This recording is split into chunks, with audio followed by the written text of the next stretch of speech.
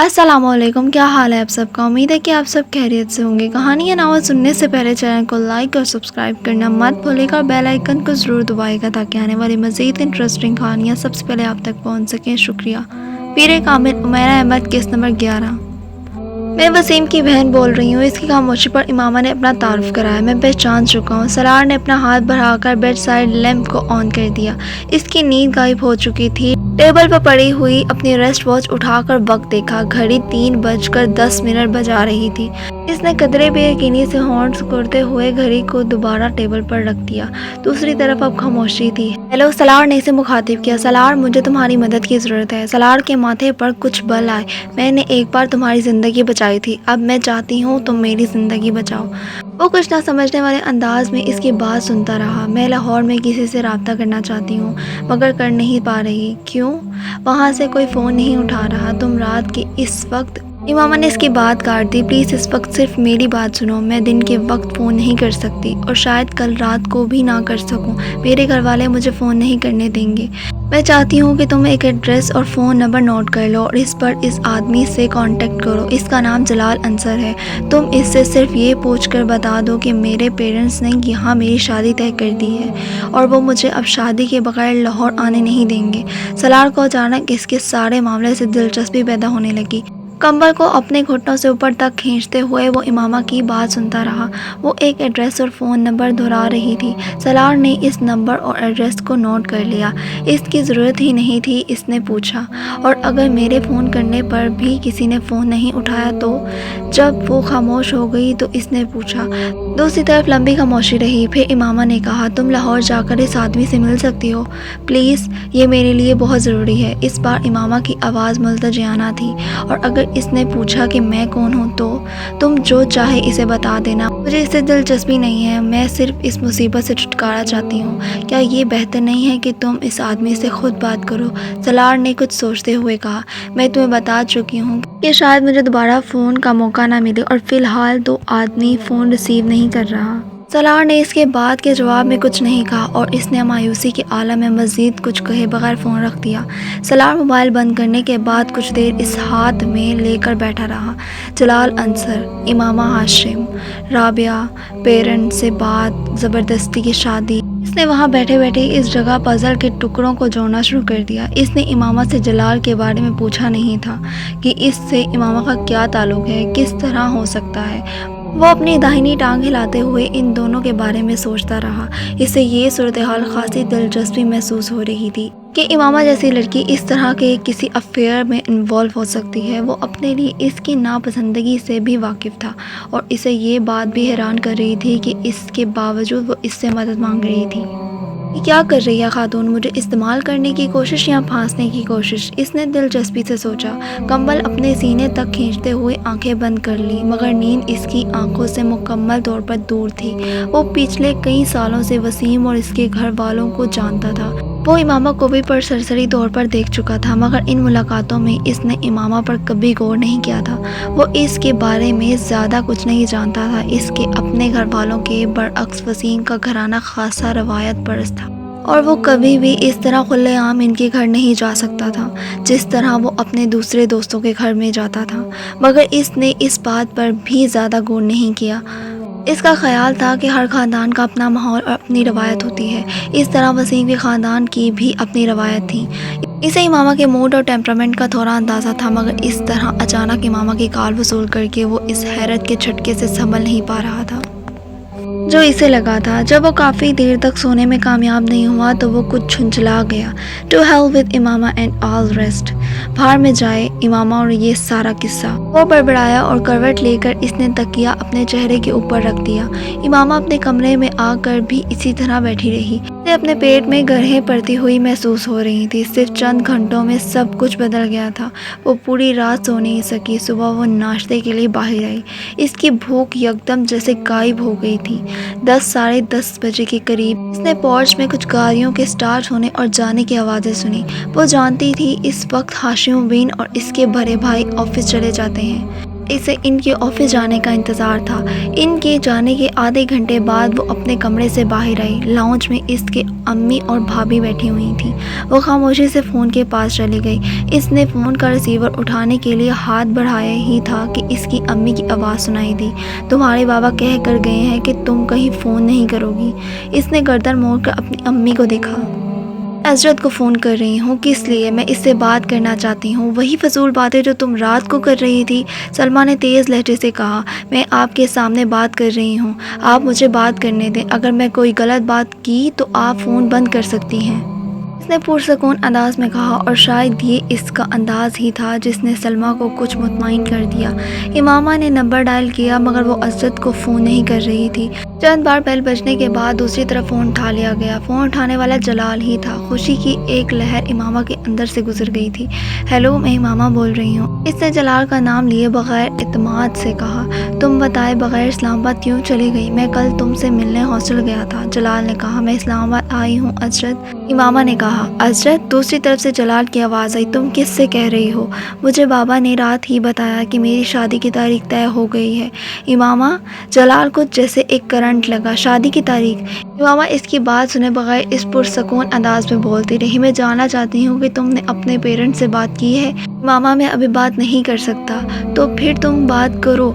मैं तुम्हारे अलावा किसी दूसरे से शादी नहीं कर सकती, ये तुम जानते हो, मगर मैं इस तरह की शादी नहीं करूँगी। तुम अपने पेरेंट्स से बात करो और फिर मुझे बताओ कि वो क्या कहते हैं। इमामा, क्या तुम्हारे पास कोई है? जलाल के जहन में अचानक एक झमाका हुआ। हाँ, इसीलिए तुम मुझे अजरत कह रही हो? हाँ, मैं अपने पेरेंट्स से बात करता हूँ। तुम मुझे दोबारा रिंग कब करोगी? तुम मुझे बता दो कि मैं तुम्हें कब रिंग करूं। कल फ़ोन कर लो। तुम्हारी शादी की तारीख कब तय की गई है? जलाल की आवाज़ में परेशानी थी। ये मुझे नहीं पता, इमामा ने कहा। ठीक है इमामा, मैं आज ही अपने पेरेंट्स से बात करता हूँ और तुम परेशान मत होना, सब ठीक हो जाएगा। इसने इमामा को तसल्ली देते हुए फ़ोन बंद कर दिया। इमामा ने शुक्र अदा किया कि इसकी भाभी या अम्मी को ये शक नहीं हो सका कि वो अजरत से नहीं किसी और से बात कर रही थी। ये शादी तुम्हारे बाबा और अजीम भाई ने मिलकर तय की है। तुम्हारे यहाँ अजरत के कहने पर वो इसे मतलू नहीं करेंगे। सलमा ने इस पर कदरे नरम लहजे में कहा। अम्मी, मैं मार्केट तक जा रही हूँ, मुझे कुछ ज़रूरी चीज़ें लेनी है। इमामा ने इनकी बात का जवाब देने के बजाय कहा। फ़ोन की बात दूसरी है, मगर मैं तुम्हें घर से निकलने की इजाज़त नहीं दे सकती। तुम्हारे बाबा ना सिर्फ मुझे बल्कि चौकीदार को भी हदायत करके गए हैं कि तुम्हें बाहर जाने ना दें। अम्मी, आप लोग मेरे साथ आखिर इस तरह क्यों कर रहे हैं? इमामा ने कुछ बेबसी के आलम में सोफ़े पर बैठते हुए कहा।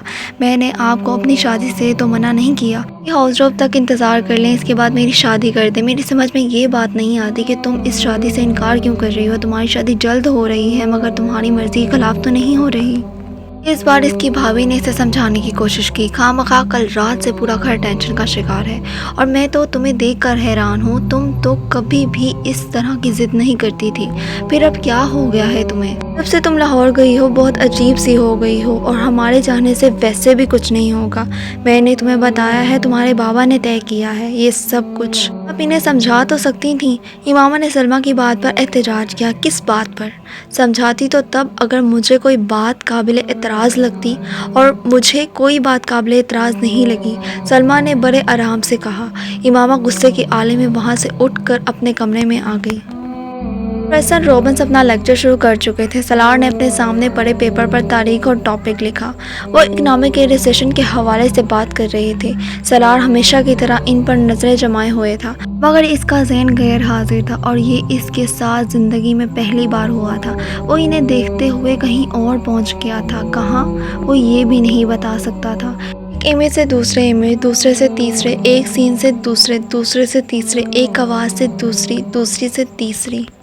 इसका सफ़र कहाँ से शुरू हुआ, कहाँ नहीं। सलार चलना नहीं है। सेंड्रा ने इसका कंधा हिलाया। वो चौंक गया। क्लास खाली थी, सिर्फ सेंड्रा इसके पास बैठी हुई थी।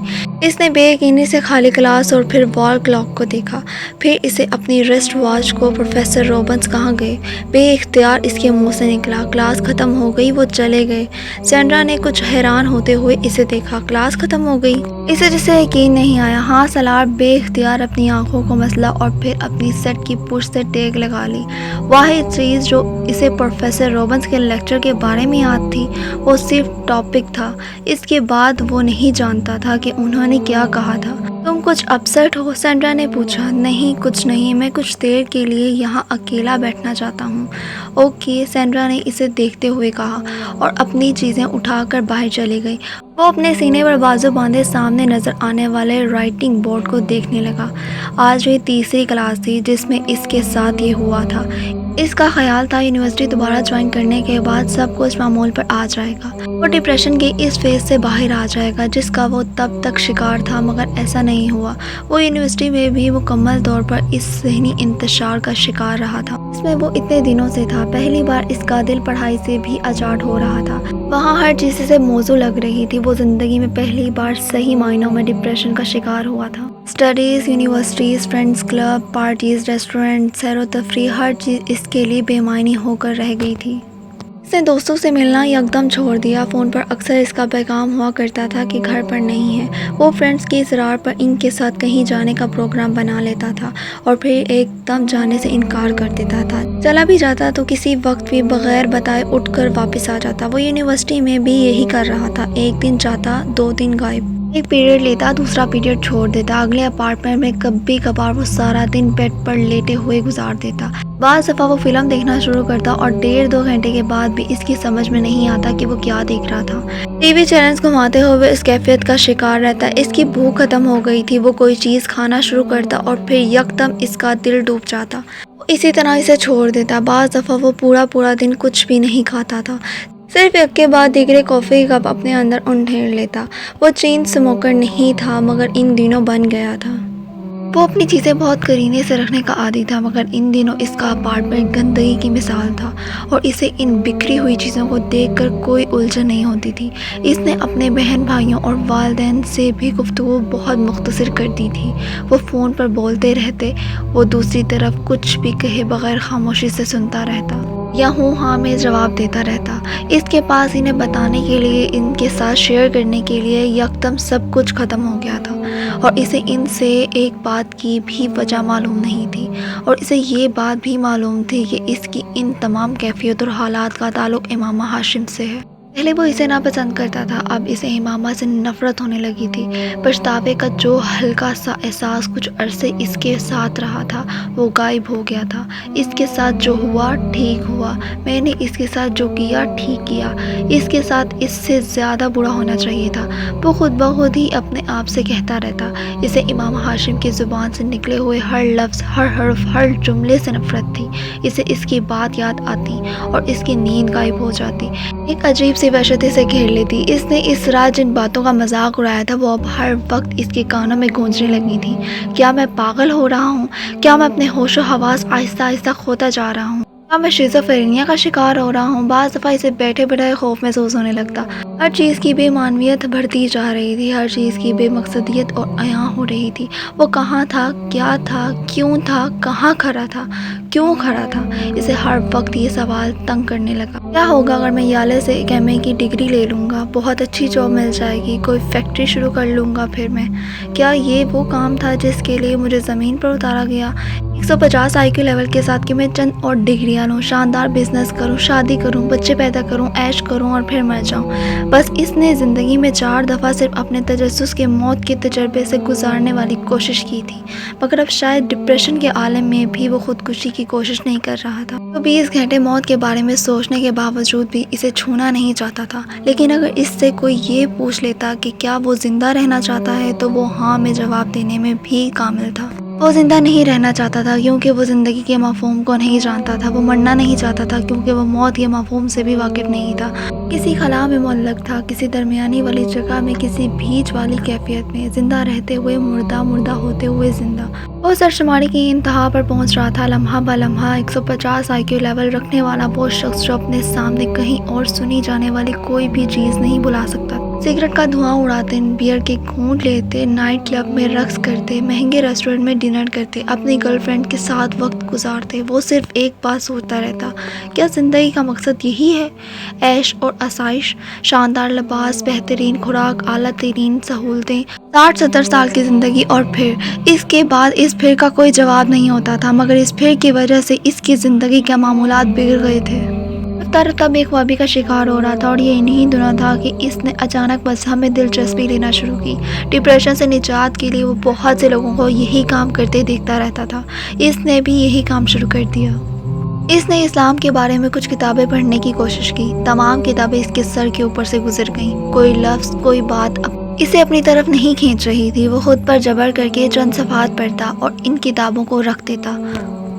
कुछ वक्त गुजारने के बाद फिर उठाता, फिर रख देता। नहीं, शायद मुझे अमली तौर पर इबादत शुरू करनी चाहिए, इससे हो सकता है कि मुझे कुछ फ़ायदा हो। वो अपने आप को खुद ही समझाता और एक दिन जब वो साद के पास था तो इसने यही किया।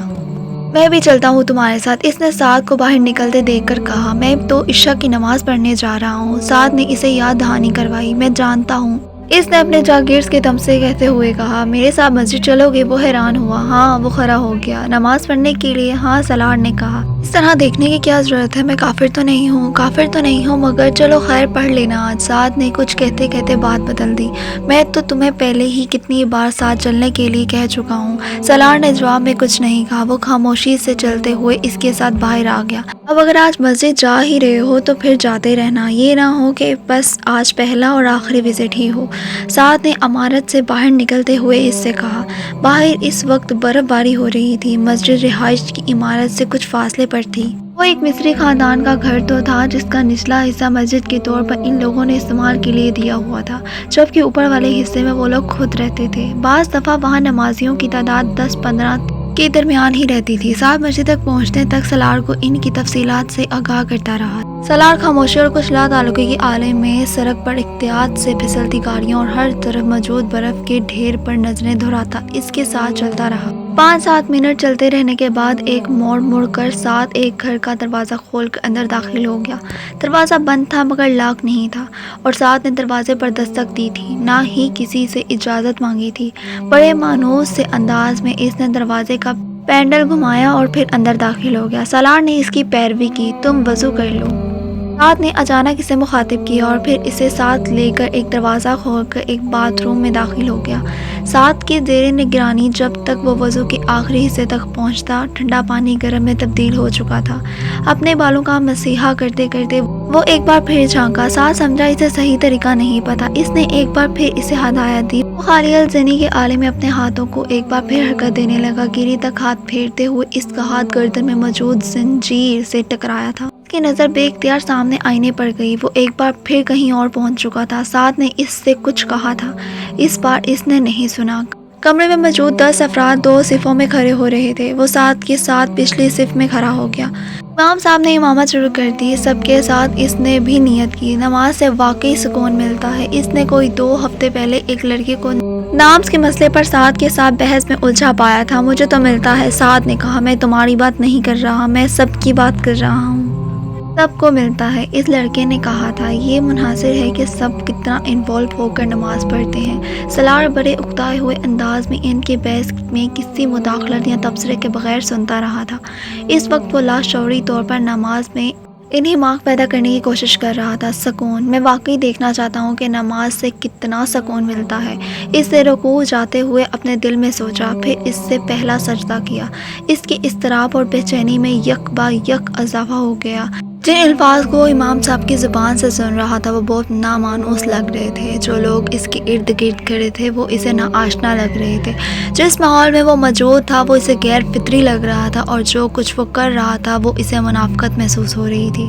हर सज्जे के साथ इसके दिलो दिमाग का बोझ बढ़ता जा रहा था। इसने पहली बार 4 रकातें बामुश्किल ख़त्म की। इस्लाम फेरने के दौरान इसने अपने दाएं जाने वाले अंधेर उम्र शख्स की गालों पर आंसू देखे। इसका दिल वहां से भाग जाने को चाहा। वो चीख कर आके एक बार फिर खड़ा हो गया। इसने एक बार फिर नमाज में पूरी तरह मुनहमिक होने की कोशिश की। इस बार मैं पढ़ी जाने वाले आयात के हर लफ्ज़ पर गौर करूंगा। शायद इस तरह इसकी सोच का तसल्लुस टूट जाए। नियत की जा रही थी। इसका दिल मजीद अचाट हो गया। सर का बोझ भरता जा रहा था। इसने आयात के मफ़हूम पर गौर करने की कोशिश की। अल्हम्दुलिल्लाह रब्बिल आलमीन। सूरह फातिहा की तिलावत शुरू हुई। अल्हम्दुलिल्लाह रब्बिल आलमीन अर्रहमानिर रहीम। इसने तोज्जा मरकोज़ रखने की पूरी कोशिश की। मालिकी यौमिद्दीन तोज्जा भटकी। इय्याका नअबुदु व इय्याका नस्तईन। इसे सूरह फातिहा का तर्जुमा आता था। इसने चंद दिन पहले ही पढ़ा था। اہدنا الصراط المستقیم، سیدھا راستہ۔ اس نے ذہن میں دہرایا، صراط المستقیم، سیدھا راستہ۔ اس کا دل چاہا وہاں سے بھاگ جائے۔ اس نے وہاں نماز جاری رکھنے کی آخری کوشش کی۔ صراط الذین انعمت، اس کا ذہن ایک بار پھر پیچھے گیا، علیہم غیر المغضوب علیہم ولا الضالین۔ اس نے اپنے بندھے ہوئے ہاتھ کھولے، وہ آخری صف میں کھڑا تھا، بہت آہستگی سے چند قدم پیچھے گیا اور صف سے نکل گیا۔ یہ کام میں نہیں کر سکتا، میں نماز نہیں پڑھ سکتا، اس نے جیسے اعتراف کیا۔ بہت خاموشی کے ساتھ وہ پیچھے ہوتا گیا، باقی لوگ اب رکوع میں جا رہے تھے۔ وہ مڑ کر دھیمے قدموں مگر تیز رفتاری سے باہر نکل گیا۔ مسجد سے نکلتے ہوئے اس کے جاگرز اس کے ہاتھ میں تھے۔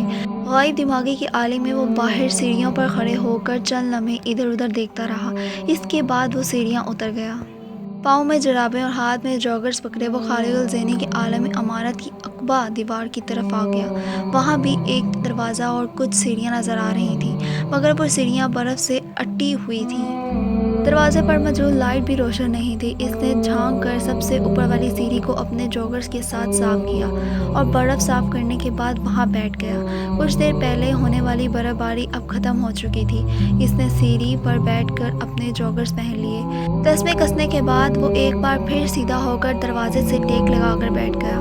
اس کے دونوں ہاتھ جیکٹ کی جیبوں میں تھے۔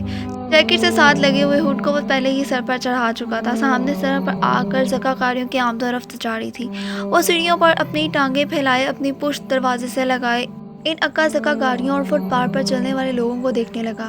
وہاں اس سرد اور گہرا آلود رات میں کھلے آسمان کے نیچے بیٹھے ہوئے وہ کچھ دیر پہلے مسجد کے گرم کمرے میں سے زیادہ سکون محسوس کر رہا تھا، یا کم از کم بہتر ضرور محسوس کر رہا تھا۔ اس نے جیب میں ہاتھ ڈال کر لائٹر نکالیا اور اسے جلا کر اپنے پیروں کے قریب سیڑھیوں پر پڑی برف کو پگھلانے لگا۔ کچھ دیر تک وہ اسی سرگرمی میں مشغول رہا، پھر جیسے اس نے اکتا کر لائٹر دوبارہ جیب میں ڈال دیا۔ جس وقت وہ سیدھا ہوا اس نے اپنے بالکل سامنے ایک عورت کو کھڑا پایا۔ وہ یقیناً اس وقت وہاں آ کر کھڑی ہوئی تھی۔ جس وقت وہ سیڑھیوں پر جھانکا اپنے دونوں پاؤں کے درمیان موجود برف کو لائٹر سے پگھلا رہا تھا۔ وہ نیم تاریکی میں بھی اس کے چہرے کی مسکراہٹ کو دیکھ سکتا تھا۔ وہ منی اسکرٹ اور ایک مختصر بلاؤز میں ملبوس تھی۔ اس نے فر کوٹ پہنا ہوا تھا، مگر وہ فر کوٹ آگے سے دانستہ طور پر کھلا چھوڑا گیا تھا۔ وہ فر کوٹ کے دونوں جیبوں میں ہاتھ ڈالے سالار کے بالکل سامنے بڑے سٹائل سے کھڑی تھی۔ سالار نے سر سے لے کر پاؤں تک اسے دیکھا۔ اس کی لمبی ٹانگیں اس سردی میں بھی بھری نہ تھیں۔ اس کے عقب میں موجود دکانوں کی روشنی کے بیک گراؤنڈ میں اس کی ٹانگیں یکدم بہت نمایاں ہو رہی تھیں، اور اس کی ٹانگیں بہت خوبصورت تھیں۔ کچھ دیر تک وہ ان سے نظریں نہیں ہٹا سکا۔ اس عورت کے پیروں میں بوٹ نمایاں ہائی ہیل کے جوتے تھے۔ سالار حیران تھا وہ برف کے اس ڈھیر پر بھی ان جوتوں کے ساتھ کس طرح چلتی ہوگی۔ I charge 50 for 1 hour، اس عورت نے بڑے دوستانہ انداز میں کہا۔ سالار نے اس کی ٹانگوں سے نظریں ہٹا کر اس کے چہرے کو دیکھا۔ اس کی نظریں ایک بار پھر اس کی ٹانگوں پر گئیں۔ کئی سالوں میں پہلی بار اسے کسی پر ترس آیا۔ کیا مجبوری تھی کہ وہ اس برف باری میں بھی اس طرح بیرینہ پھرنے پر مجبور تھی، جبکہ وہ اس موٹی جینس میں بھی سردی کو اپنی ہڈیوں میں گھستے محسوس کر رہا تھا۔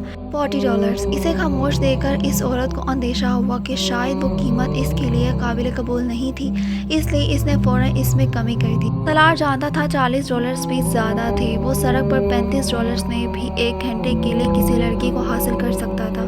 وہ 35-40 سال کی تھی اور بات کرتے ہوئے محتاط نظروں سے سڑک پر ادھر ادھر دیکھ رہی تھی۔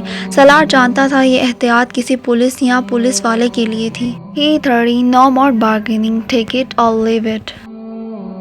اگلی قسط دیکھنے یا سننے کے لیے ویڈیو کو لائک کریں، چینل کو سبسکرائب کریں اور ڈھیر سارے کمنٹس کریں، اپنے تمام دوستوں کے ساتھ شیئر کریں۔ ویڈیو کیسی لگی بھی کمنٹ کر کے بتائے گا۔ اسی کے ساتھ مجھے دیں اجازت، ملتے ہیں اگلی قسط کے ساتھ۔ اللہ حافظ۔